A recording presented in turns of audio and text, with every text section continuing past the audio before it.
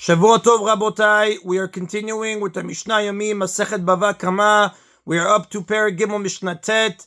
Today's Mishnayot should be Le'elu Nishmat Neria ben Svetlana, Ranbai Eliyahu ben Burcha Israel of Chana ben Miriam, Sason ben Raya and Yoshua ben Shifra, Menuchatam began Eden, Amen.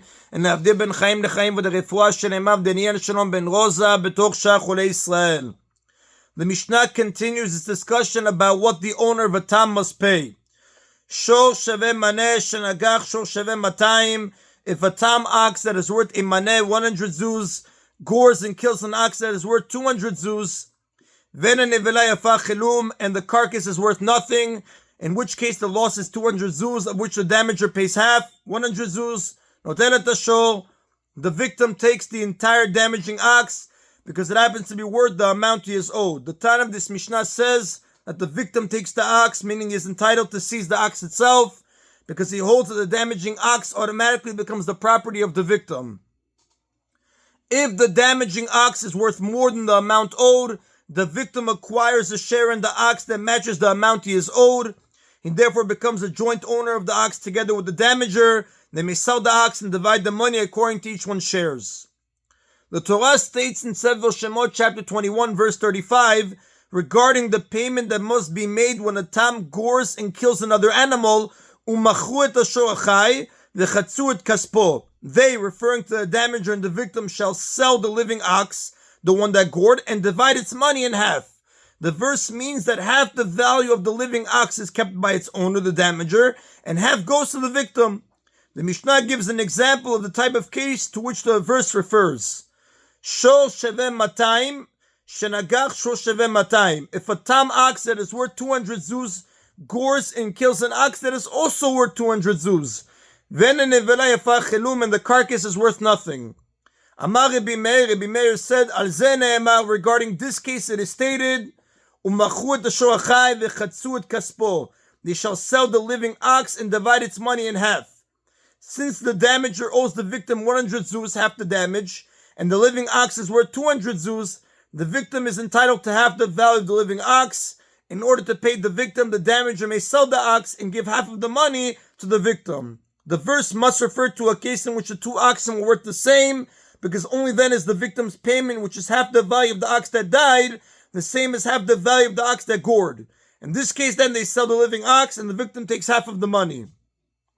Now, the next Tana disagrees with this explanation of the verse. Amar lo Rabbi Yehuda said to Rabbi Meir, V'chen halacha, this is indeed the law, that in this case the victim receives half the value of the living ox. However, this cannot be the situation to which the verse refers. Kiyamta umachu et ashor achai v'chatzu et kaspo. Because you have explained only the first half of the verse, they shall sell the living ox and divide its money in half. But you have not explained the second half, and the dead one too, they shall divide in half. According to you, since the verse deals with the carcass that is not worth anything, how can it speak of dividing the dead one?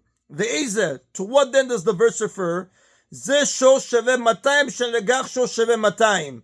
It refers to an ox worth 200 zuz that gored and killed another ox worth 200 zuz. Va'nevela yafa 50 zuz, and the carcass is worth 50 zuz. In this case, the victim loses 150 zuz, 200 minus 50. Therefore, the damager who pays half the loss must give the victim 75 zuz. The carcass belongs to the victim, but for the sake of arranging the payment, they may sell both the living ox and the carcass and divide the money as follows. Shezeh notel chatzi achai v'chatzi amet. The damager takes half of the living ox, which is 100 zuz, and half the value of the carcass, which is 25 zuz, making a total of 125 zuz. V'zeh notel chatzi achai v'chatzi amet. Likewise, the victim takes half the value of the living ox, 100 zuz, and half the value of the carcass, 25 zuz, so that he too ends up with 125 zuz. The victim's 125 zuz is equivalent to half of his loss, 75 zuz, together with the entire value of the carcass, 50 zuz, which was his anyway. He has therefore been paid for half of his loss. Now, the same arrangement can be made wherever the two oxen are worth the same. The value of the carcass is irrelevant. The amount of 50 zuz is just an example, as Rashi explains in the book of Shemot, chapter 21, verse 35. The victim loses the difference between the value of his ox when it was alive, which he lost, and the value of the carcass, which he keeps. Since the ox that gored is a tam, the damager pays the victim only half of this difference. This half payment is the same as half the value of the ox that died minus half the value of its carcass. The payment can therefore be made in the following way. The damager sells the living ox, which is worth the same as the ox that died, and gives half the money to the victim. The victim sells the carcass and gives half the money to the damager. The victim therefore ends up with the amount that is due to him, half the value of the ox, minus half the value of the carcass. According to Rabbi Yehuda, this is the arrangement to which the verse refers when it says, they shall sell the living ox and divide its money in half, and the dead one too they shall divide in half. Rabbi Meir, however, explained the verse as referring to a case where the carcass was worth nothing. In his opinion, the words in the dead one too they shall divide in half are not meant literally, rather they are interpreted to mean in order to pay for the damage to the dead one, they shall divide the living one in half, as the Gemara discusses in Bava Kamma, page 34a. Now the Rav does tell us, V'alachak Rabbi Yehuda, the Halakha does follow the opinion of Rabbi Yehuda, and that is then of Mishnah Tet.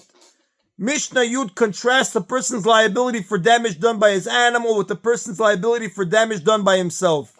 Yesh chayav al maaseh shoro. There are situations in which a person is obligated to pay for the actions of his ox.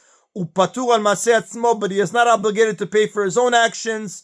Patur al maaseh shoro, and there are situations in which a person is not obligated to pay for the actions of his ox. V'chayav al maaseh atzmo, but he is obligated to pay for his own actions. The Mishnah gives two examples of a person being liable to pay for his own actions, but not for the actions of his animal. Shorosh shebiyesh, if one's ox embarrassed the person, patur, he is not obligated to pay for the victim's embarrassment. V'um shebiyesh, but if it was he who embarrassed someone, chayav, he is obligated to pay for the embarrassment. When one person injures another person, he is obligated to pay not only for the actual damage, but also for 4 other things, one of which is the shame that the victim suffered. It is derived from the Torah that these extra payments are required only where the injury was done by a person and not when it was done by an animal. If an animal wounds someone, its owner pays only for the actual damage. Sherosh simet en avdo, if one's ox blinded his Canaanite slave's eye, v'yipiret shinor, knocked out his Canaanite slave's tooth, patur, he is not obligated to free the slave. V'ush simet en avdo, but if it was he who blinded his own Canaanite slave's eye, v'yipiret shinor, knocked out his tooth, chayav, he is obligated to free the slave. The Torah states in the book of Shemot, chapter 21, verse 26, that if the master of a Canaanite slave blinds one of his eyes or knocks out one of his teeth, he must set the slave free. Although the Torah specifies an eye and a tooth, the same law applies to similar parts of the body, as it discusses in Kiddushin, page 24a. Now the Torah teaches that he is obligated to free the slave only if he himself injured the slave, and not if his animal did so. The Mishnah now gives examples of the reverse, where a person must pay for the actions of his animal, but not for his own actions. Shorosh shechaval be'aviv ve'imo, if one's ox wounded his father or his mother, chayav, he is obligated to pay damages. V'ush shechaval be'aviv ve'imo, but if it was he who wounded his father or mother, patur, he is not obligated to pay damages, because wounding a parent is punishable by death, and a person cannot become subject to both the death penalty and a monetary obligation at the same time. It is a general rule that if a person becomes subject to a severe punishment such as a death penalty and a lighter punishment such as a monetary obligation at the same time, he receives only the severe punishment and not the lighter one, what we call kamle b'derabah mineh. Wounding one's parent is punishable by death, as it says in Shemot, chapter 21, verse 17. Accordingly, if a person wounds his parent and thereby becomes subject to the death penalty, he is not obligated to pay damages. Shorosh shedlik et hagadish b'Shabbat, if one's ox set fire to another person's stack of grain on Shabbat, chayav, he is obligated to pay damages. V'hu shedlik et hagadish b'Shabbat, but if it was he who set fire to the stack of grain on Shabbat, patur, he is not obligated to pay damages, mipnei shu mitchev benafsho, because he is liable to lose his life from violating Shabbat. Starting or spreading a fire is one of the 39 forms of labor melacha that are prohibited on Shabbat, as the Mishnah says in Masechet Shabbat, chapter 7, Mishnah 2. And as stated earlier in the Mishnah, one cannot become subject to the death penalty and a monetary obligation at the same time. And that is on Rabotai today's Mishna Yomi. Everybody should have a Shavua Tov. Baruch Adonai Leolam. Amen v'amen.